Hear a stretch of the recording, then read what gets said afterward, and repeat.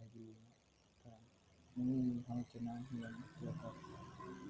การคอนเวิร์ตที่นะครับมันก็เลขทั่วไปเนาะมาเป็นเลขลาวเดิมเนาะเลขลาวเราจะมาเริ่มโดยเราจะใช้ฟังก์ชัน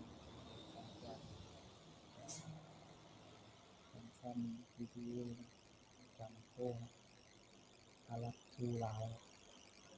มาเริ่มเลยมีสองการที่เราซื้อเนาะมาสมัครคอนเวิร์ตเนาะโอเคที่เราจะดูเลขตัวนี้เราจะเข้ามากดปุ่มครับ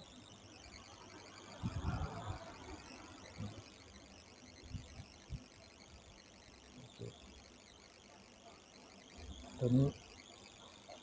มีวิธีแก้ไขเนาะมีผลอย่างที่นะ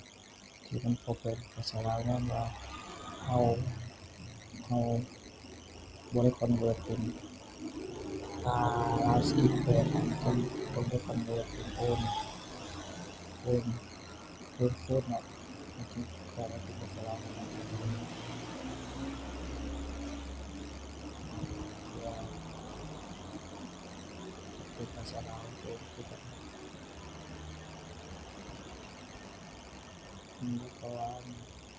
คำสั่งของฟอนต์เซฟไฟล์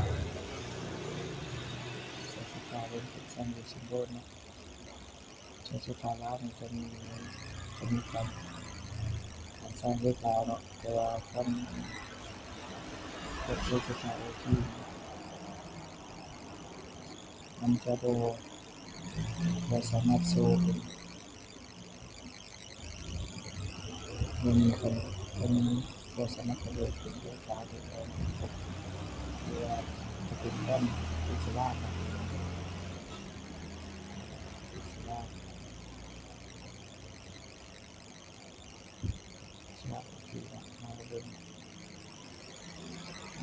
สิงโตของสตาร์ทที่ก็จะบ่มีเนาะนั้นมีแต่เซฟไฟล์ลาว